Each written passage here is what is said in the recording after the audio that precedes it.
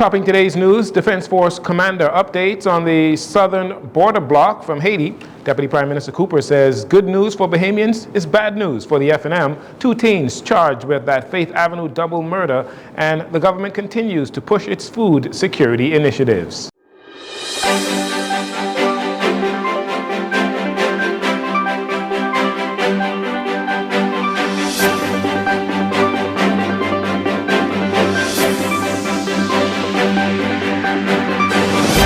Good evening, Bahamas. I'm Jarino Saunders. This is your JCN Evening News, and it is a pleasure to have you join us.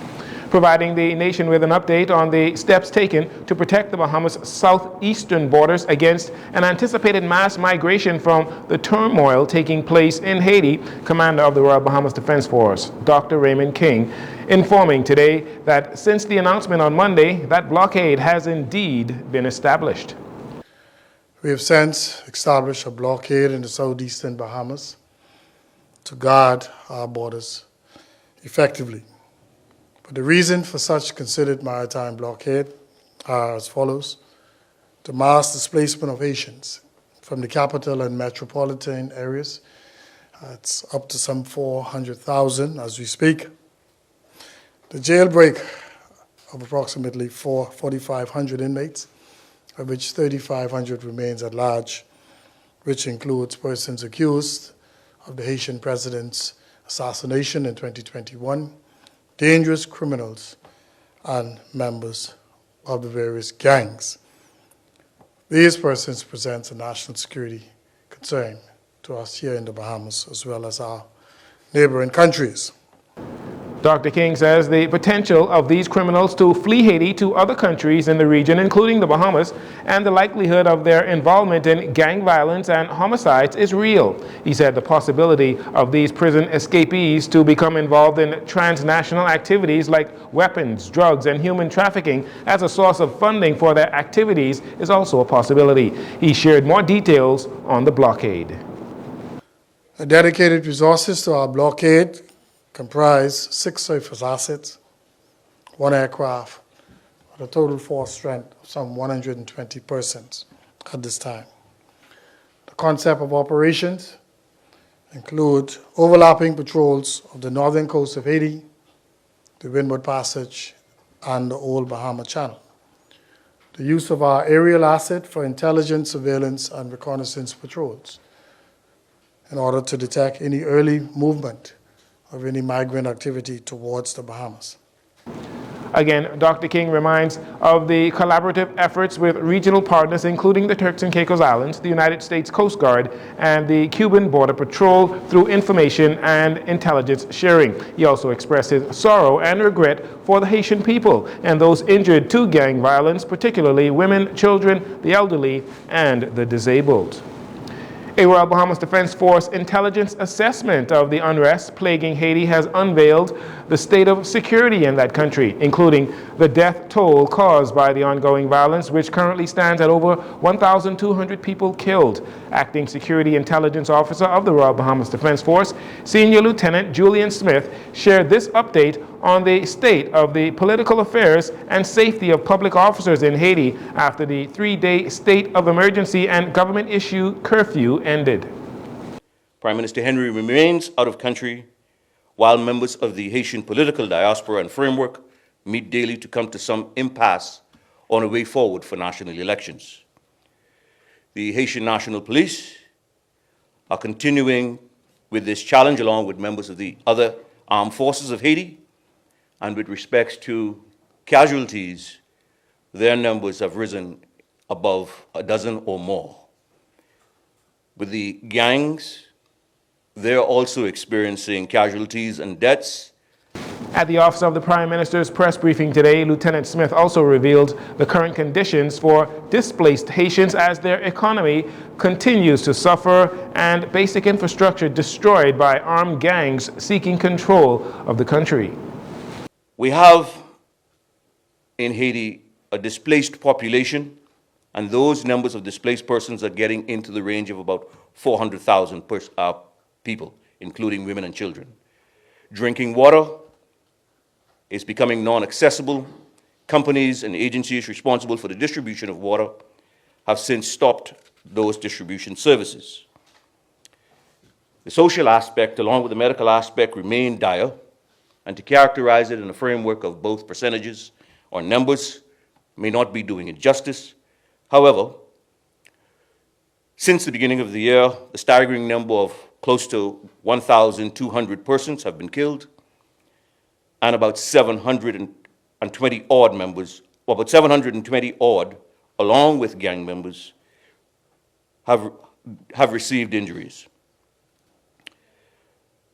We can characterize this in the lens of looking at what's taking place in Ukraine and the number of deaths in Haiti. The senior intelligence officer says the Royal Bahamas Defense Force continues to work with CARICOM Task Force, headed by regional partners, to understand the best ways to address the turmoil that's going on in Haiti and keep Bahamians aware of how officers are working to secure the nation. The 2023-2024 midyear budget is more than a mere fiscal checkpoint. It is a vibrant testament to the Davis administration's collective resilience, innovative spirit, and unwavering dedication to forge prosperous paths for the nation ahead. This, according to Deputy Prime Minister and Minister of Tourism, Investment, and Aviation, Chester Cooper, who led off the second day of debating in the midyear budget, or on the midyear budget. He congratulated the Prime Minister, who is the Minister of Finance, for what he describes as a promising midyear budget.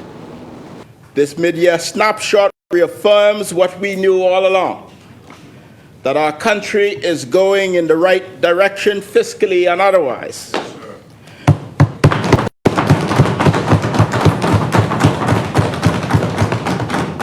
This is good news, and our Prime Minister is always deserving of applause.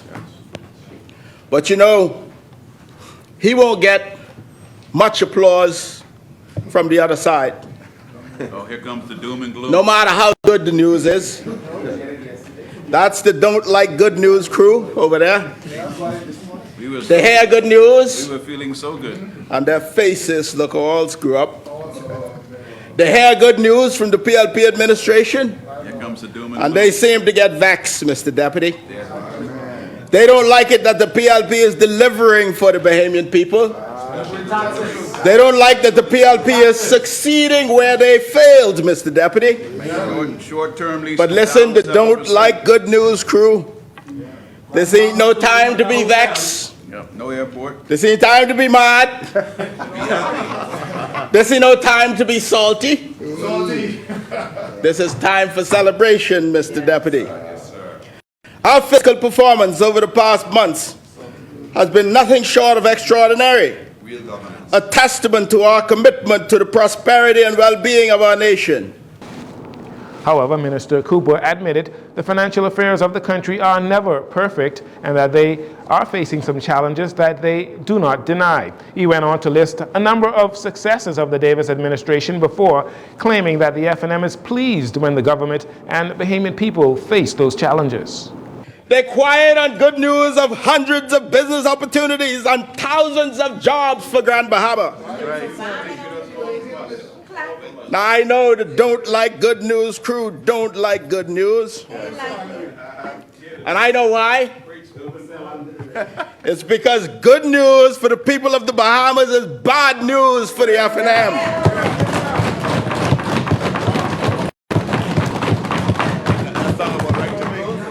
So every success we celebrate as a nation under this PLP administration guidance is a thorn in their side. And the leader of the Don't Like Good News crew, in particular, has shown some nerve here, grandstanding, showboating, and frankly yesterday presented an unhinged rant against the progress that we've made. But I don't want to dwell on the negativity like the Don't Like Good News crew. Instead, let's celebrate the positive strides we've made, where our efforts are yielding tangible benefits for our citizens. Our administration has been focused on real impactful development that improves lives and strengthens our economy. We're all about good news. DPM Cooper went on to speak of the progress being made in a number of areas, including at Bamsey, Grand Bahama, before lending his support to the 2023-2024 mid-year budget. And finally, in this segment, 2 teenagers were charged in the magistrate's court on Wednesday with murder after ambushing and shooting 2 government high school students ages 16 and 17 while they were sitting in a backyard in a residence off Faith Avenue North. Prosecutors say the 2 teen suspects are responsible for the February 26 murders of Andrew Newton Jr. and Malik Seymour. The teens, both of them 16, were not required to plead to the murder charges when they appeared before Magistrate Algernon Allen Jr. along with their guardians. Bail was denied and they were remanded to the juvenile section of the Bahamas Department of Correctional Services until their trial begins. We'll take a break here. We'll be right back after these commercials.